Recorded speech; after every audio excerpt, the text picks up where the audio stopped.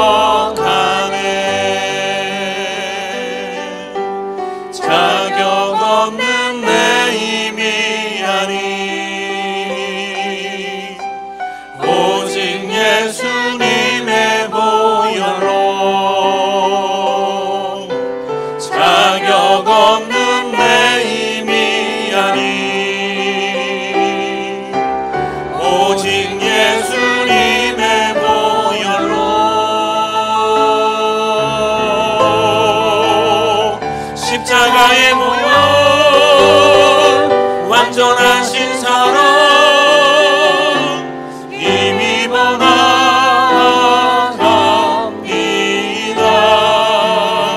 십자가에 모여 완전하신 사랑 힘입어 예배합니다.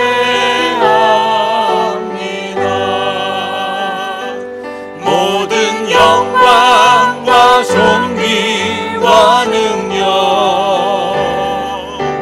받으소서 받으소서. 영광과 존귀와 능력 받으소서 받으소서. 그리스도 살아계신 하나님.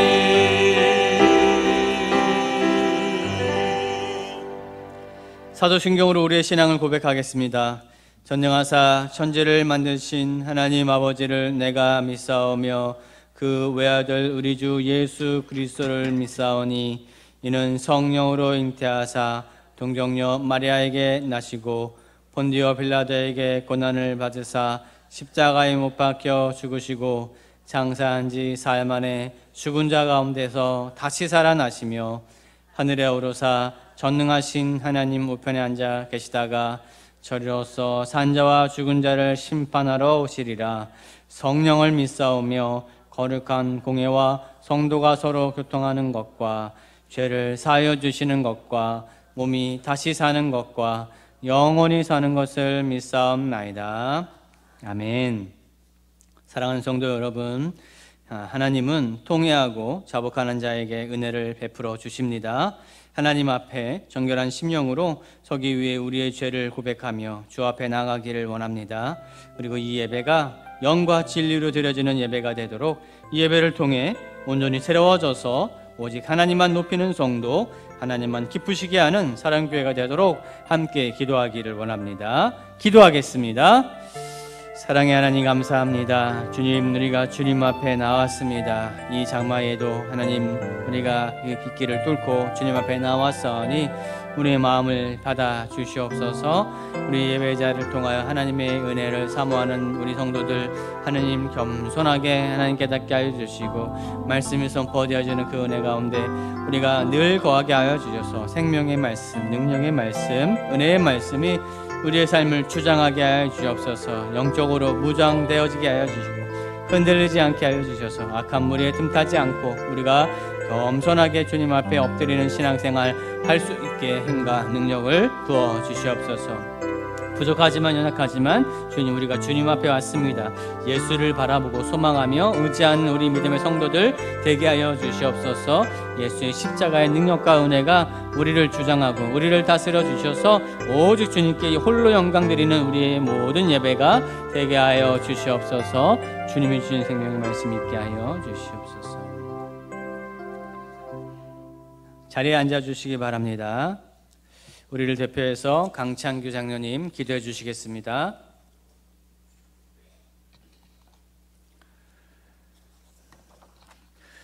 사랑과 은혜의 하나님 아버지, 천지 만물을 주관하시고 살아서 역사하시는 하나님께 존귀와 영광을 올려드립니다.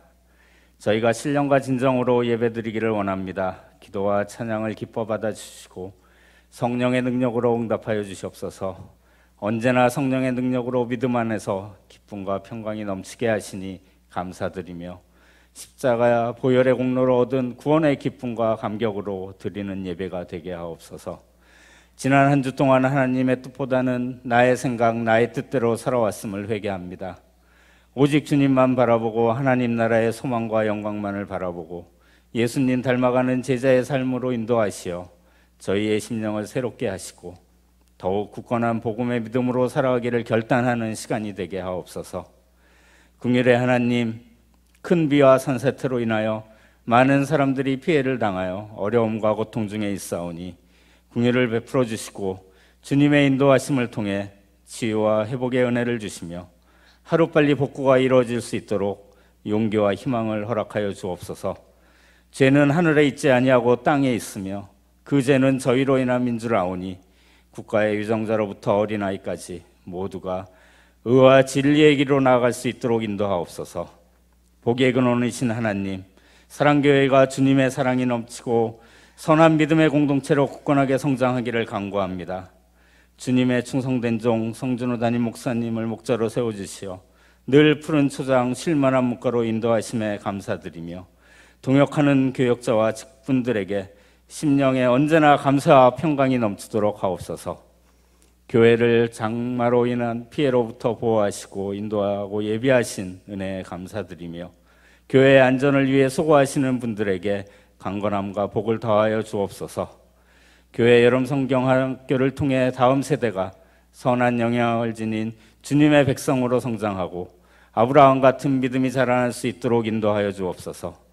주일학교를 위해 헌신하시는 교사, 교역자 그리고 기도와 관심으로 후원하시는 성도들에게 성령이 함께 하셔서 복된 사역을 잘 감당하도록 하옵소서. 사랑교회가 복음으로 사람을 살리고 사랑으로 세상을 섬기는 교회가 되게 하시어 성령 충만한 예배와 찬양으로 사랑 공동체의 한 사람 한 사람 모두 상한 마음과 몸의 질병이 치유되고 회복되어 주님 안에서 참된 평안을 얻기를 한 마음으로 기도합니다. 예배를 위해 헌신과 봉사로 섬기는 분들에게 영육과 안의 강건함과 감사가 넘치게 하시고 호산나 선거다의 찬양을 기뻐 받아주시며 성준호 목사님 말씀 전하실 때 성령과 지혜가 충만하게 하시어 우리를 향하신 하나님의 뜻에 아멘으로 화답하게 하옵소서. 저희를 부르시고 인도하시는 주님의 음성을 듣고 예수님과 동행하는 삶을 다짐하고 결단하게 하옵소서. 지금도 살아서 역사하시는 예수님의 이름으로 기도드렸습니다. 아멘.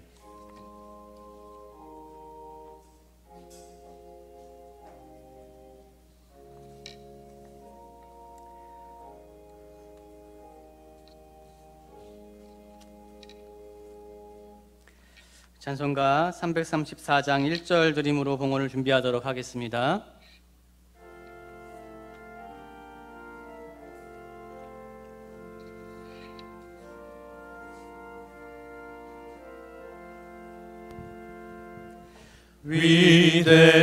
위대하신 주를 나 기억하겠네.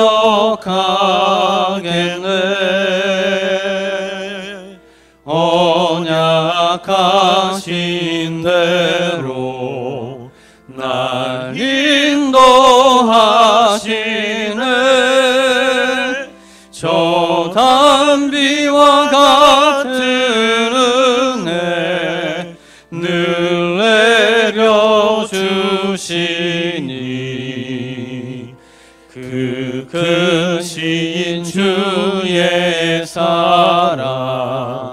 날 구속하셨네.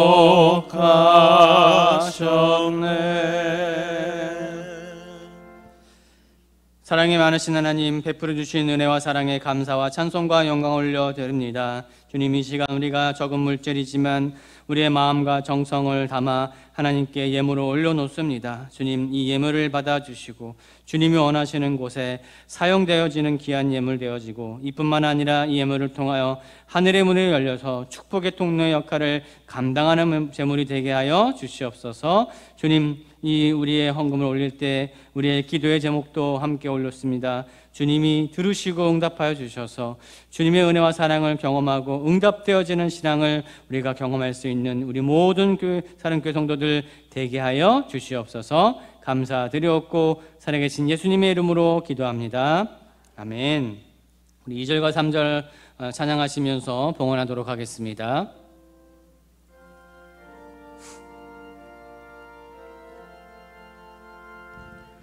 영광스러운 주를 나 기억하면서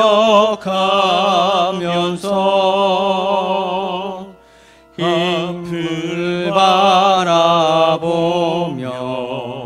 나 달려가리라. 주 우리와 함께하며 늘 동행하시니 성령의 능력으로 섬기게 하소서. 교회의 머리 되신 주 기억하면서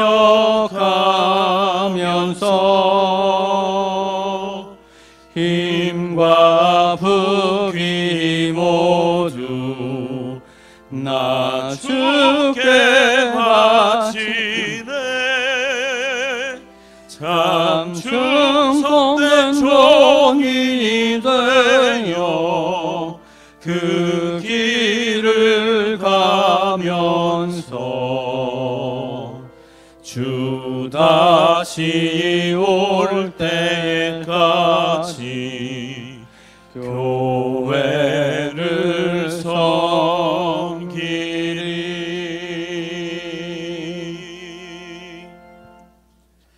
오늘 우리에게 주신 하나님의 말씀, 요한복음 6장 24절에서 35절의 말씀입니다.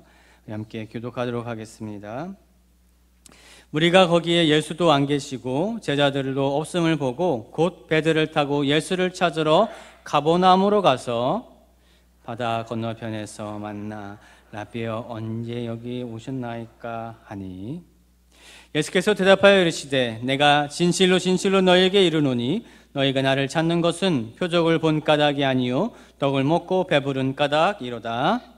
썩을 양식을 위하여 일하지 말고 영생하도록 있는 양식을 위하여 하라. 이 양식은 인자가 너희에게 주리니 인자는 아버지 하나님께서 인치신 자니라. 그들이 묻되 우리가 어떻게 하여야 하나님의 일을 하오리이까? 예수께서 대답하여 이르시되 하나님께서 보내신 이를 믿는 것이 하나님의 일이니라 하시니, 그들이 묻되 그러면 우리가 보고 당신을 믿도록 행하시는 표적이 무엇이니까? 하시는 일이 무엇이니까? 기록된 바 하늘에서 그들에게 떡을 주어 먹게 하였다함과 같이 우리 조상들은 광야에서 만나를 먹었나이다. 예수께서 이르시되 내가 진실로 진실로 너희에게 이르노니 모세가 너희에게 하늘로부터 떡을 준 것이 아니라 내 아버지께서 너희에게 하늘로부터 참 떡을 주시나니 하늘의 떡은 하늘에서 내려 세상에 생명을 주는 것이니라. 그들이 이르되 주여 이 떡을 항상 우리에게 주소서. 예수께서 이르시되 나는 생명의 떡이니 내게 오는 자는 결코 줄이지 아니할 터이요 나를 믿는 자는 영원히 목마르지 아니하리라. 아멘. 이 시간에는 한마음 되게 하소서라는 찬양의 제목으로 호산나 성가대 하나님께 찬양 올려드리겠습니다.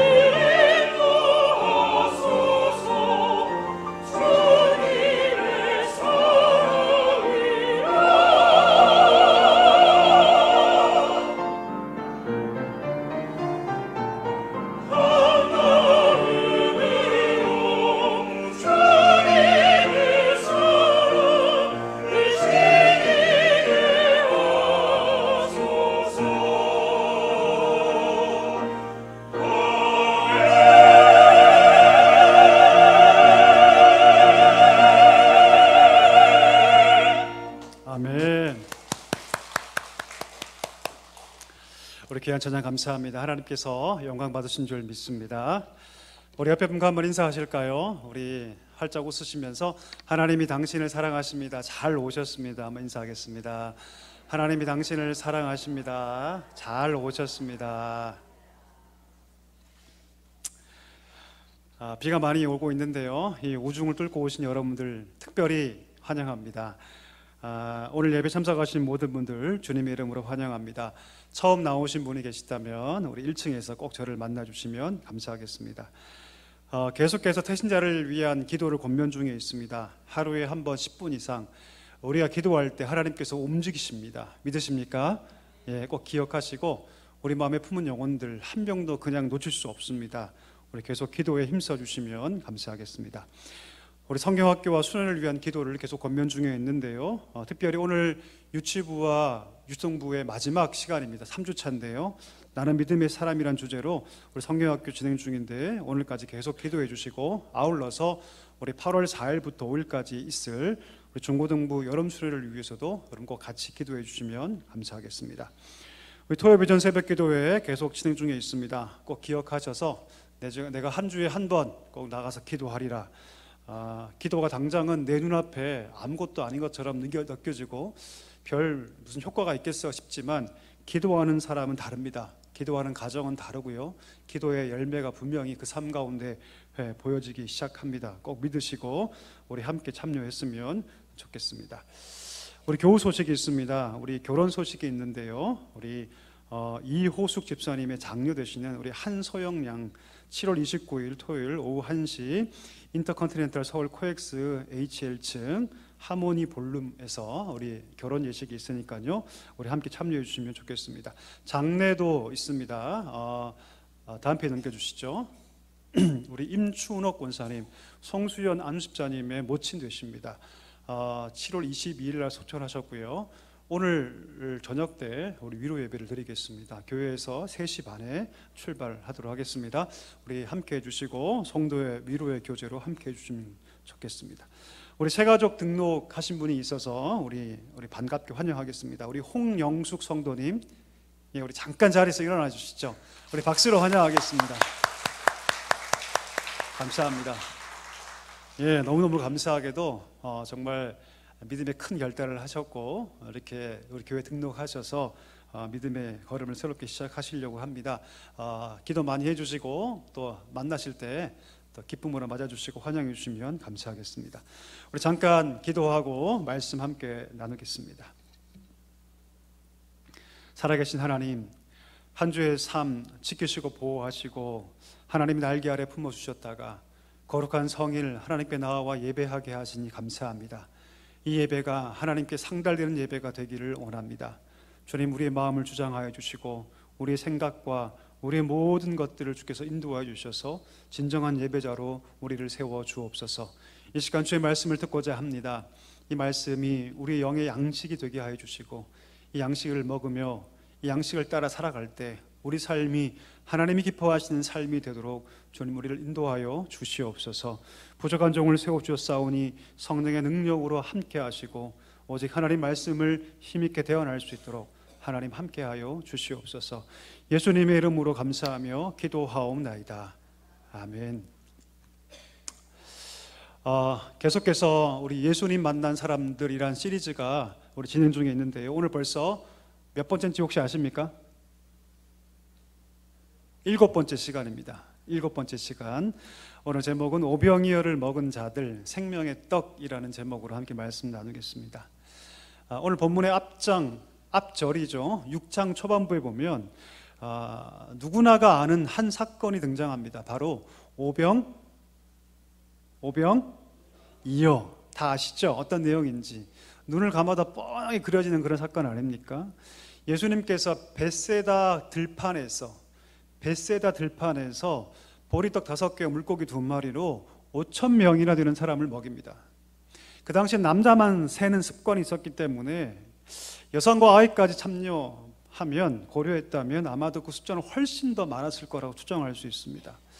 많은 사람들이 예수님께서 행하시는 이 기적을 보고 놀랍죠. 아주 대단하게 깜짝 놀랍니다.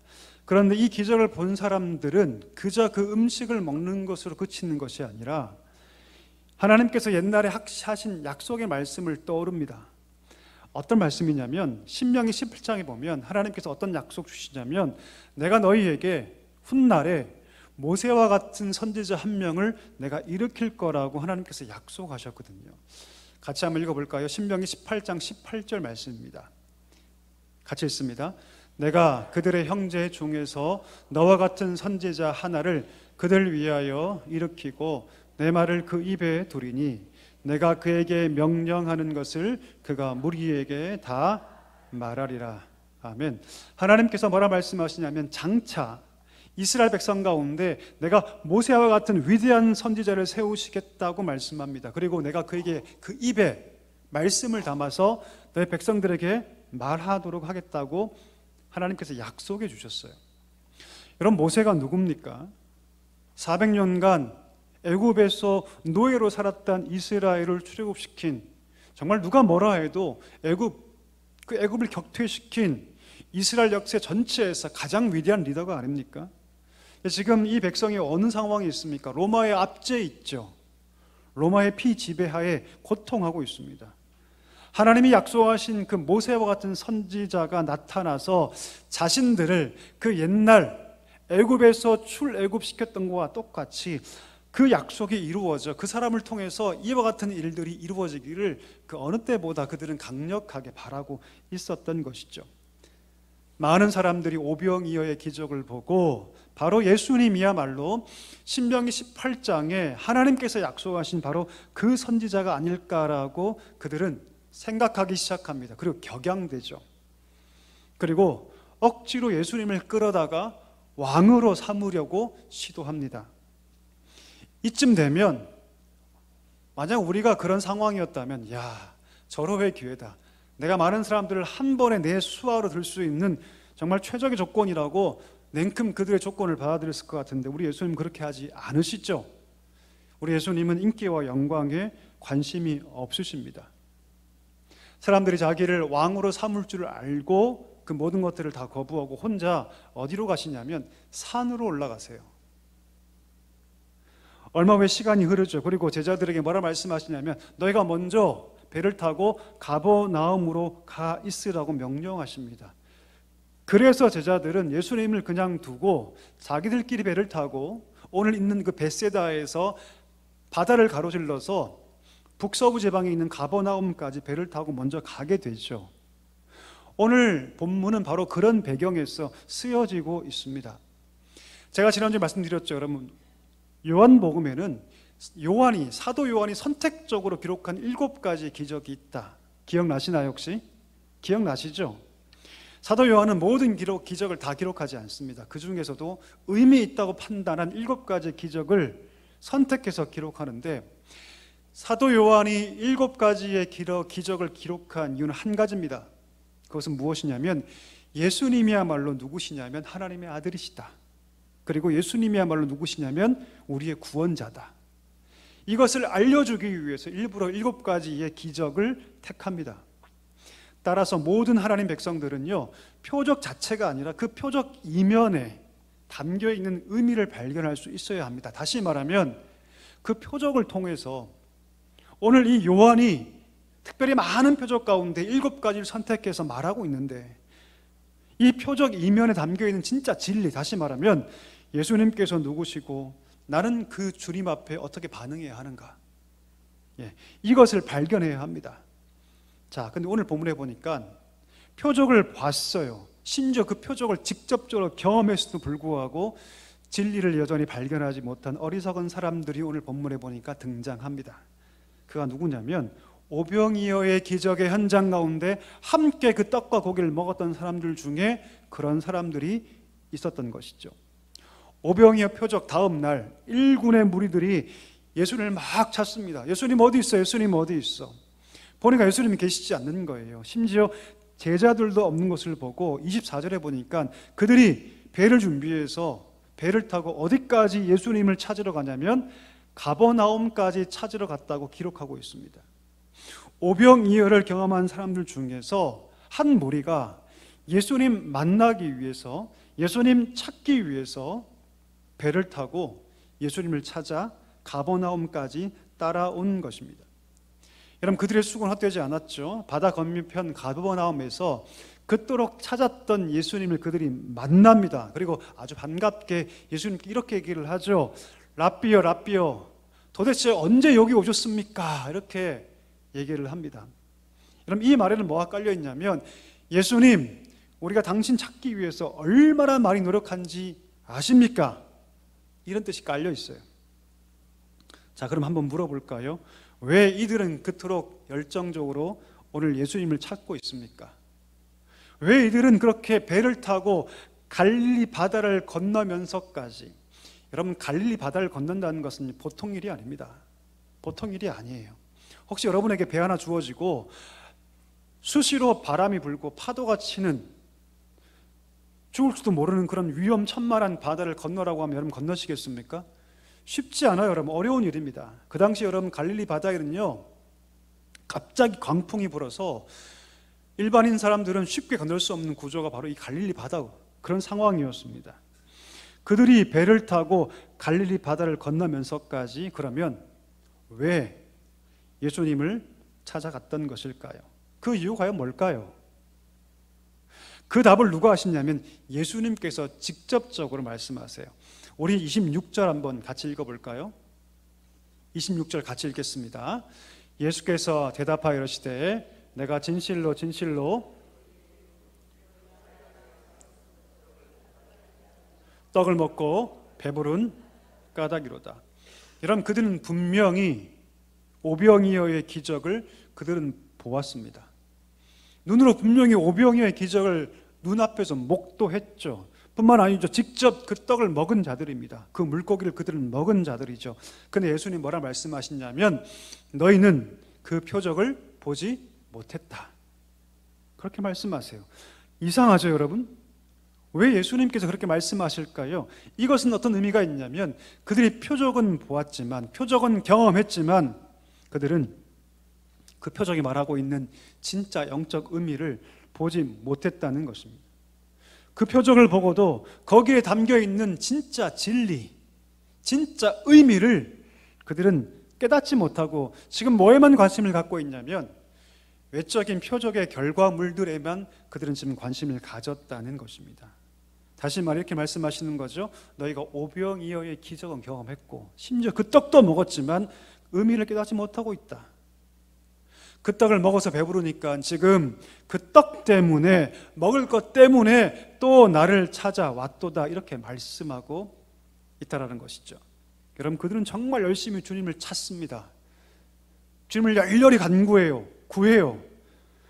배를 타고 갈릴리 바다를 건너야 하는 수고조차 아까워하지 않습니다. 그런데 오늘 주님은 그들에게 단 한마디도 칭찬하지 않으세요. 야, 정말 고생했다, 정말 수고했다, 어찌됐든 고생했다, 그런 말씀 한마디도 하지 않으시죠. 어떻게 말씀하십니까? 오히려 책망하고 계시죠. 이유가 뭘까요, 여러분? 그 이유가 뭘까요? 그것은 뭐냐면 그들이 지금 주님을 찾는 근본 동기가 잘못됐기 때문입니다. 뭐가 잘못됐다고 여러분?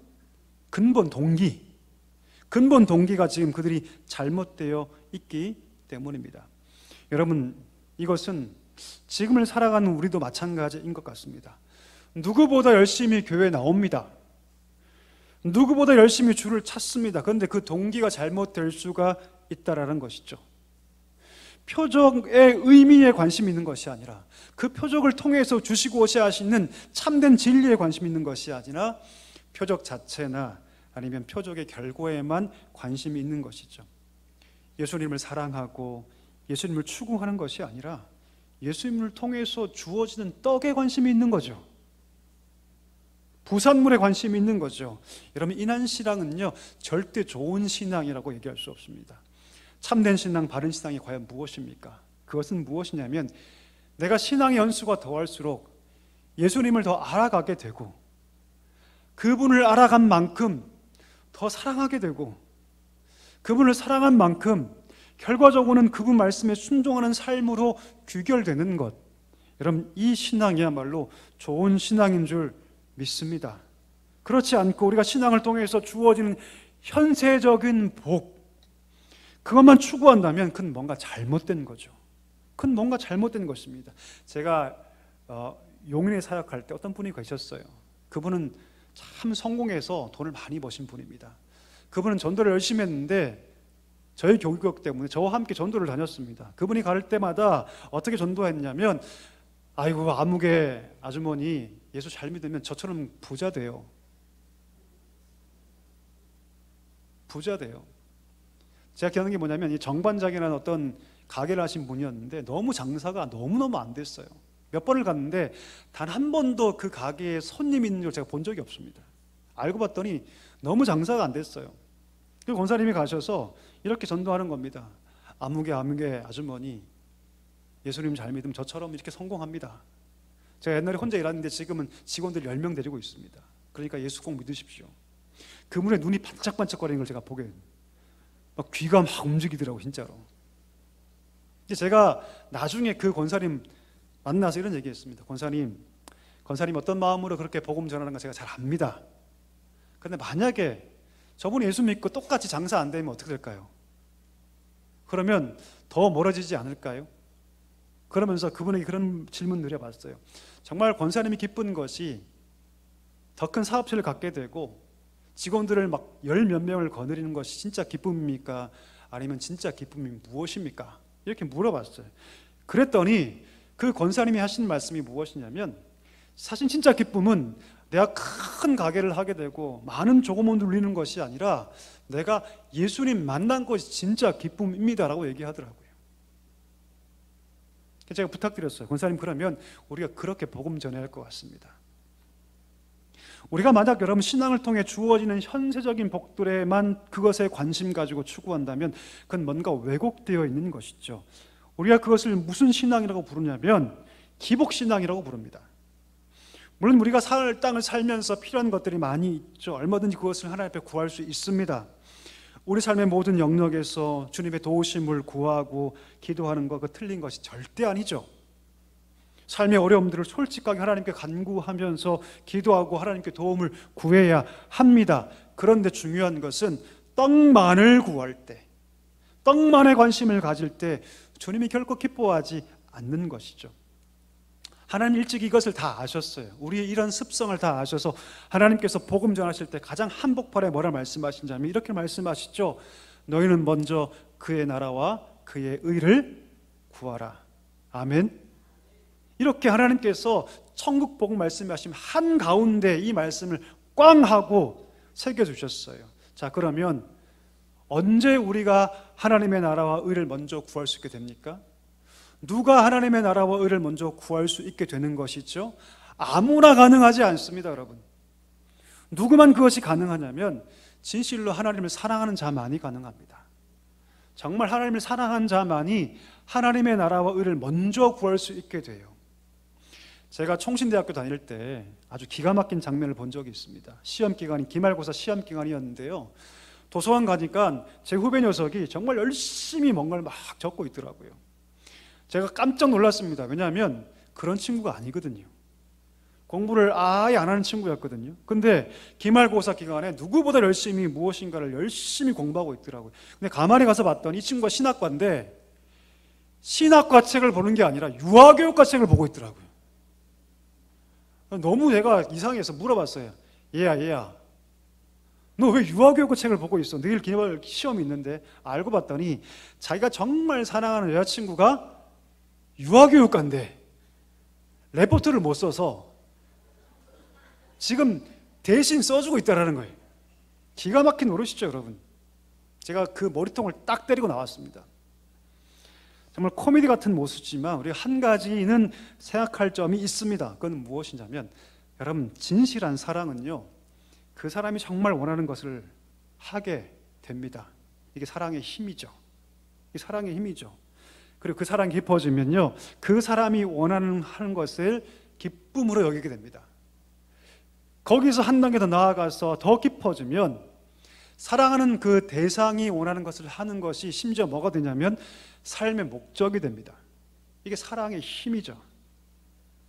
오늘 예수님께서 오병이어라는 이 표적을 주신 이유는 무엇이냐면 그 표적을 통해서 자신을 우리에게 알려주고 싶으셨기 때문입니다. 날마다 하늘의 양식을 우리에게 주셔서 줄이지 않게 하시는, 참 만족을 주시는 그 예수님을 알고 그 주심 우리가 배울 때 비로소 우리가 그 예수님을 사랑할 수 있게 되기 때문이죠. 오늘 예수님께서 표적이라는 방법을 통해서 자신을 계시하신 것입니다. 하지만 오늘 본문에 주님을 찾아온 이 무리들은 표적을 통해서 자신을 오픈하신 그 주님의 아름다움과 그 경외함을 보지 못합니다. 오로지 뭐에만 관심이 있습니까? 떡에만 관심이 있습니다. 떡에만 관심이 있어요. 제가 옛날에 교구할 때 문자 돌리거든요. 이번 주에는 떡 드립니다. 그럼 2배 나와요. 2배. 딱 그런 거예요, 여러분. 그들은 배부른 까닭에 주님을 찾아온 거죠. 오늘 주님은 그래도 그들을 사랑하셨습니다. 그래서 그렇게 철저하게 이기적이고 무지한 그들을 깨우쳐 주기를 원하셨어요. 그래서 여러분, 주님이 그들에게 이렇게 말씀하시죠. 우리 27절 한번 읽어볼까요? 같이 읽습니다. 썩는 양식을 위하여 일하지 말고 영생하도록 양식을 위하여 하라. 이 양식은 인자가 너에게 주리니 인자는 아버지 하나님께서 인치신 자니라. 뭐라 말씀하십니까? 썩는 양식을 위하여 일하지 말라, 구하지 말라는 것이죠. 오병이어를 통해서 먹은 그 떡은 신령해 보이지만 그 떡도 결국은 썩는 떡이다. 아무리 먹어도 그것은 배고프다. 어차피 먹으면 배설로 끝나는 것이고 썩어질 것이라고 말씀하는 것이죠. 하지만 썩지 않은 영생의 떡이 있다라고 말씀하세요. 너희에게 영원한 생명을 주는 참된 떡이 있다고 오늘 주님 말씀하고 있습니다. 그것을 추구하라는 것이죠. 그 양식을 주는 사람이 있는데 바로 인자라는 것입니다. 인자가 누구십니까? 바로 예수 그리스도. 그 이유가 무엇입니까? 하나님께서 우리 예수님을 인치셨기 때문에, 다시 말하면 하나님께서 예수님을 영생을 수여할 수 있는 자로 삼으셨다는 뜻이죠. 인쳤다는 뜻이죠. 자, 이 말을 듣고 그들이 또 묻습니다. 28절에 뭐라고 물으냐면, 그러면 어떻게 해야 하나님의 일을 하오리까?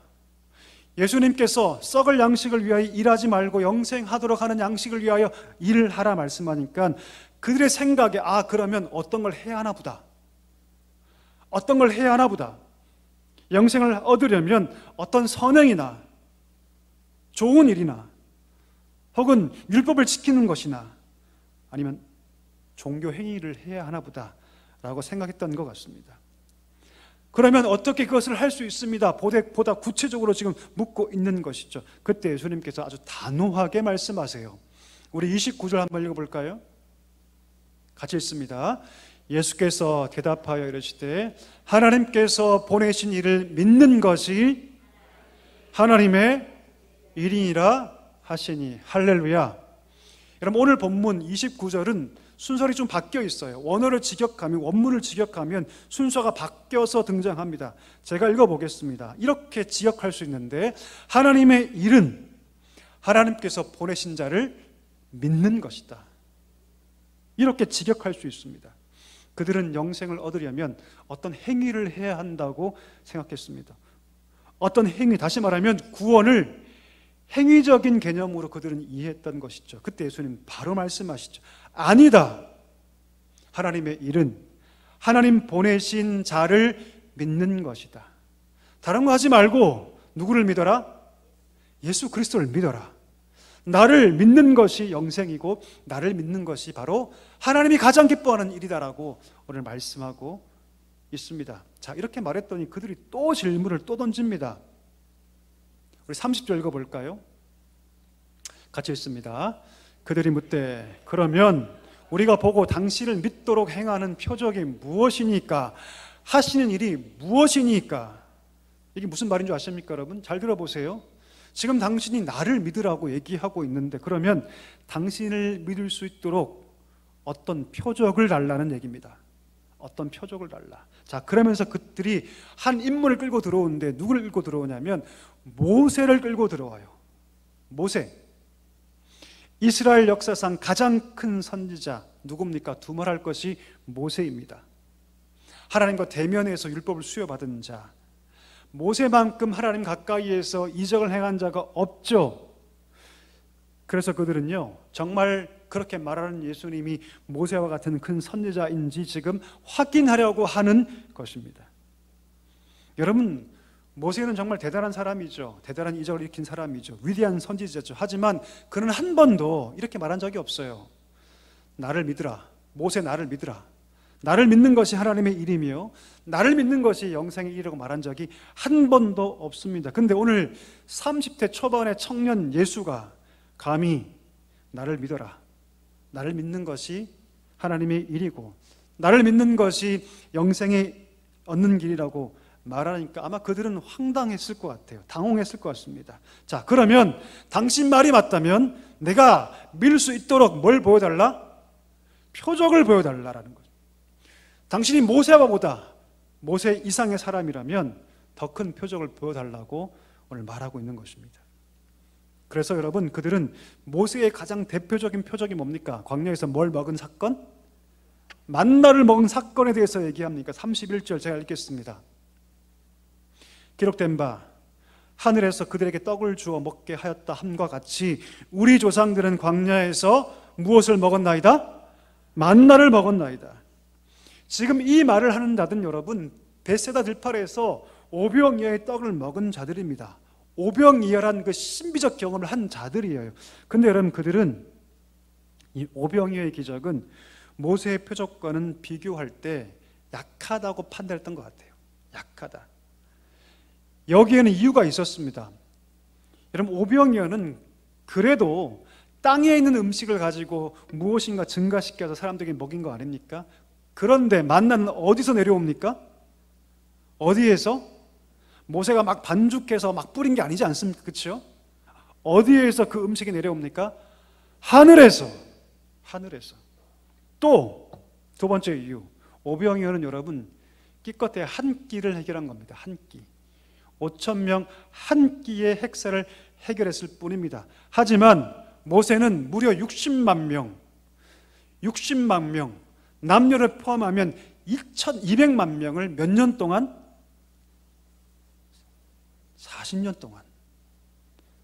40년 동안 먹였다는 것입니다. 자, 물어보겠습니다. 객관적 볼 때 모세가 위대합니까? 예수님 위대합니까? 갑자기 머리가 굉장히 혼란스러우시죠? 이런 분위기에서 모세 그러면 갑자기 안 될 것 같고, 그렇죠? 여러분, 객관적으로 보면 이 사건만 두고 보면 모세가 훨씬 더 위대해 보입니다.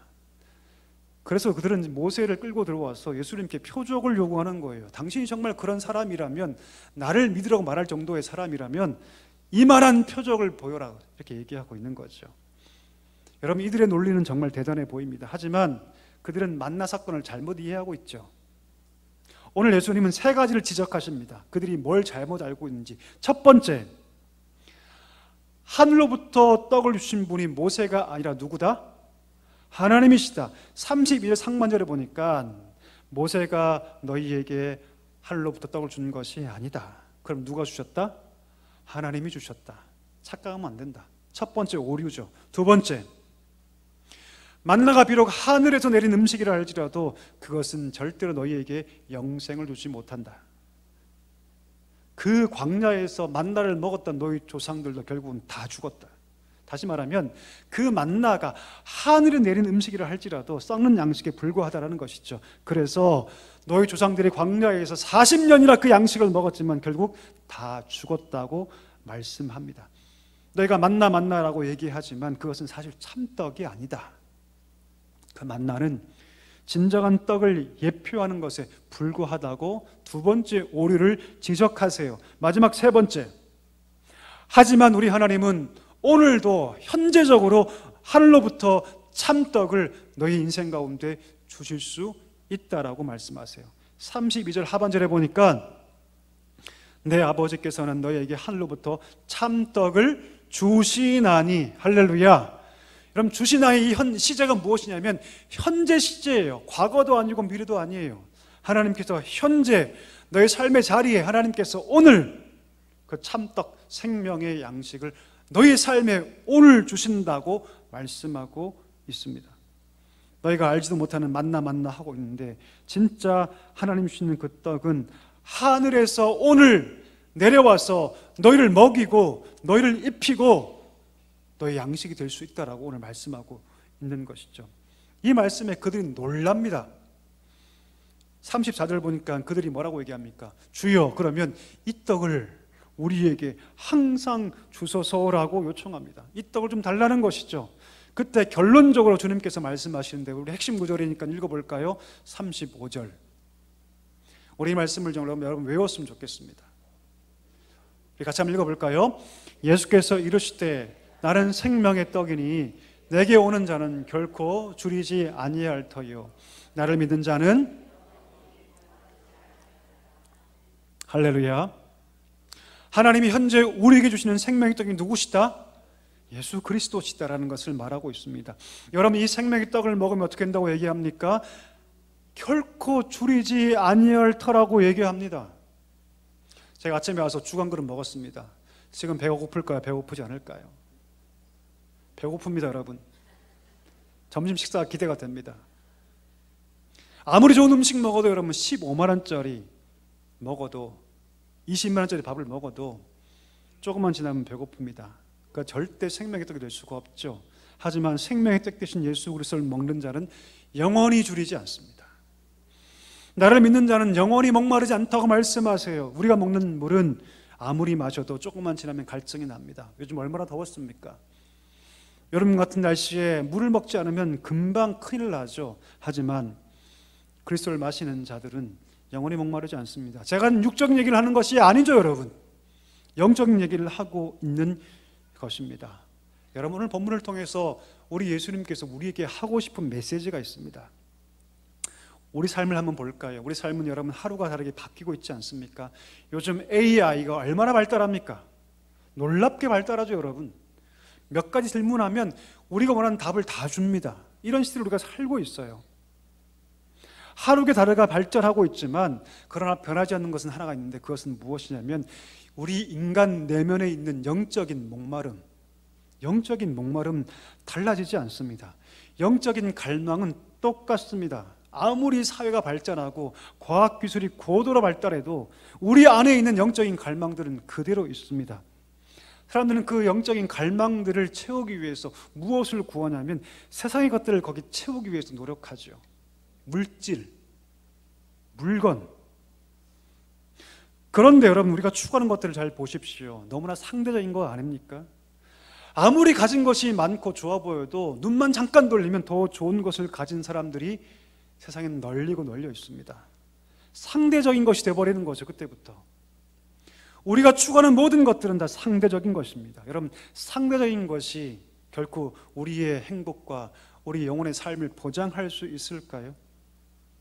물론 살아가면서 이런 것들이 필요할 수 있습니다. 하지만 바울이 말한 것처럼 내가 지금 살면서 내게 먹을 것과 입을 것이 있은즉 감사하며 살면 되는 것이죠. 그것에 지나쳐서 그것에 빠지기 시작하면, 떡에 빠지고 표적의 결과물에 빠지기 시작하면 우리 인생이, 우리 신앙이 그때부터 왜곡되기 시작합니다. 다른 길을 걸어가기 시작하죠. 우리가 이런 세상적인 것들에 우리의 존재 가치를 발견하려고 노력한다면 결국 우리의 인생은 불행일 수밖에 없습니다. 신앙의 참된 가치를 잃어버리게 되죠. 왜 그럴까요, 여러분? 세상의 동물들은 그렇지 않아요. 먹을 거 주면 됩니다. 거기서 끝나요. 떡 주면 끝나요, 여러분. 우리 사랑하는 강아지들 얼마나 예쁩니까, 여러분? 그렇죠? 떡 주면 돼요. 그냥 끝납니다. 근데 사람은 그렇지 않습니다. 왜 그럴까요? 하나님께서 우리를 만드실 때 유일하게 하나님의 형상으로 지으셨기 때문입니다. 하나님이 다른 어떤 것으로도 채우신 게 아니라 우리 안에 하나님의 형상으로 채우셨어요. 놀랍지 않습니까? 바꿔 얘기하면 우리를 채울 수 있는 것은 하나님밖에 없다는 뜻입니다. 우리 인간이란 컵은 아주 유니크하죠. 독특하죠. 특별하죠. 우리 인간이란 컵은요, 어떤 것으로 채울 수 없습니다. 오직 우리 주님만이 채울 수 있어요. 주님이란 떡, 주님이라는 물로만 우리의 컵이 채울 수 있다는 것을 우리가 기억해야 합니다. 좋은 물건 가지면 막 너무 좋죠. 와, 그날 밤 막 잠도 안 오죠. 그렇죠? 근데 여러분 딱 일주일만 지나 보십시오. 정말 좋던가요? 정말 행복하던가요?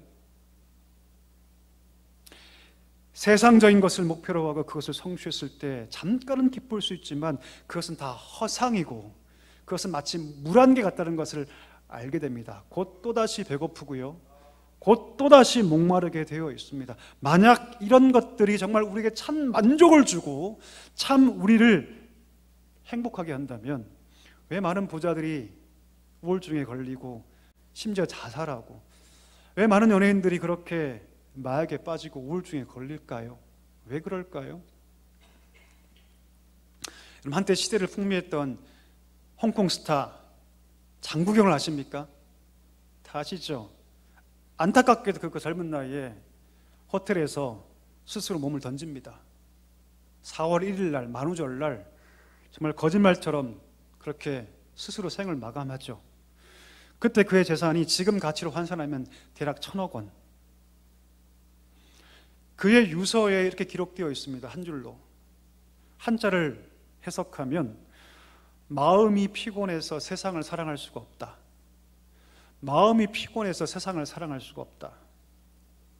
왜 마음이 피곤했을까요, 여러분? 1,000억이면 뭐든지 할 수 있는 거 아닙니까? 우리 교인 중에 혹시 1,000억 갖고 계십니까?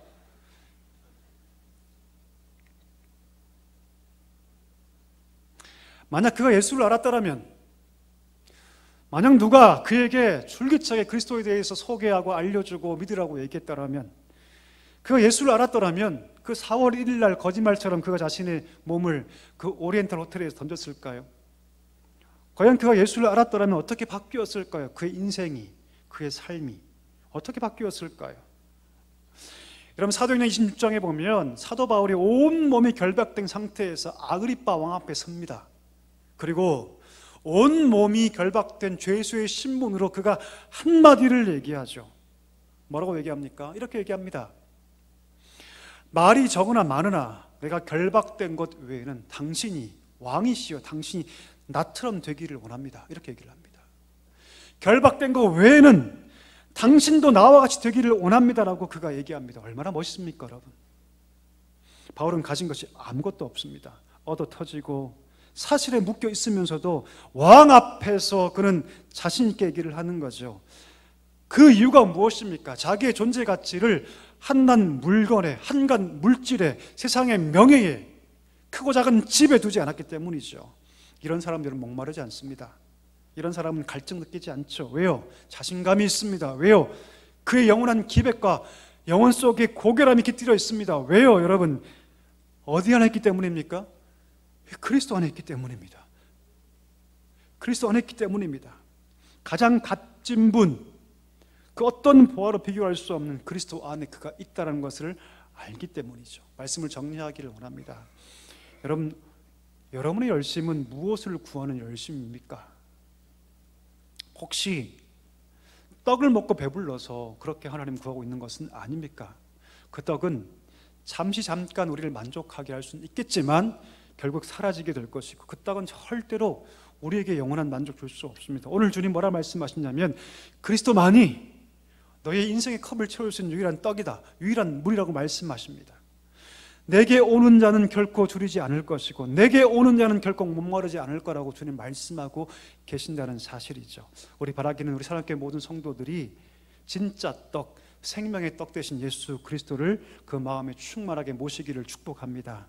주님 안에서 존재의 가치를 발견하게 되기를 축복합니다. 여러분, 우리는 지금 강남 대치동을 살고 있습니다.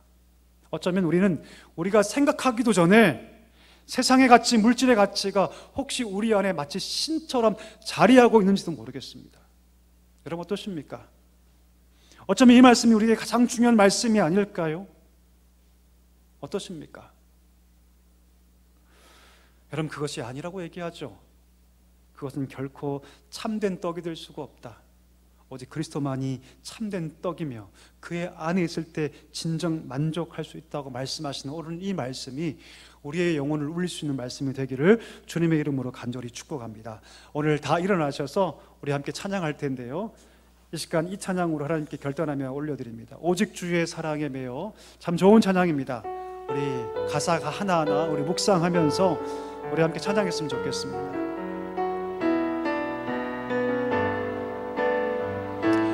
오직 주의 사랑에 매여 오직 주의 사랑에 매여 내 영 기뻐 노래합니다. 내 영 기뻐 노래합니다. 이 소망의 언덕, 이 소망의 언덕, 기쁨의 땅에서 기쁨의 땅에서 주께 사랑드립니다. 오직 주의 임재 안에 갇혀 오직 주의 임재 안에 내 영 기뻐 찬양합니다. 내 영 기뻐 찬양합니다. 이 소명의 언덕, 이 소명의 언덕, 거룩한 땅에서 주께 경배드립니다. 주께 경배드립니다. 주께서 주신 모든 은혜, 주께서 주신 모든 은혜, 나를 말할 수 없네. 내 영혼 즐거이, 내 영혼 즐거이 주 따르렵니다. 주께 내 삶 다시 한번 우리 중심의 고백으로 찬양합니다. 주께서 주신 모든 은혜, 나는 말할 수 없네. 내 영혼 즐거이 주 따르렵니다. 주께 우리 다시 한번 찬양할까요? 주께서 주신 모든 은혜, 주께서 주신 모든 은혜, 나는 말할 수 없네. 내 영혼 즐거이 주 따르렵니다. 주께 내 삶 드립니다. 주께 내 삶 드립니다. 주께 내 삶 드립니다. 주께 내 삶 드립니다. 주께 내 삶 드립니다. 여러분, 이 시간에 기도하기를 원합니다. 우리의 열심은 헛된 떡을 구하는 열심은 아닙니까? 과연 우리의 열심은 진정한 떡 되신 예수 그리스도의 열심입니까? 이 시간 하나님께서 우리에게 말씀하십니다. 그 어떤 것도 진정한 가치, 진정한 의미가 될 수 없다고 말씀하십니다. 진정 우리를 만족해 하고 우리를 줄이지 않는 진정한 영원한 떡은, 생명의 떡은 오직 그리스도밖에 없다고 우리에게 말씀하고 계십니다. 이 시간 나를 믿는 것이 하나님의 일이라고 말씀했사오니 이 시간 기도할 때 하나님 날마다 하나님을 구하게 하여 주옵소서. 주를 믿게 하여 주옵소서. 주를 찾게 하여 주시옵소서. 생명의 떡을 날마다 누리며 먹게 하여 주옵소서. 그 속에서 우리와 우리 가정과 우리 모든 자녀들이 참 만족을 누리게 하여 주옵소서. 이 기도 제목 가지고 우리 함께 간절하게 기도하기를 원합니다. 다 같이 기도하겠습니다. 하나님 아버지 감사합니다. 주님, 그렇습니다. 오직 주님만을 구하기를 소망합니다. 우리의 열심이 무엇을 구하는 열심인지 하나님 아버지 돌아보게 하여 주옵소서.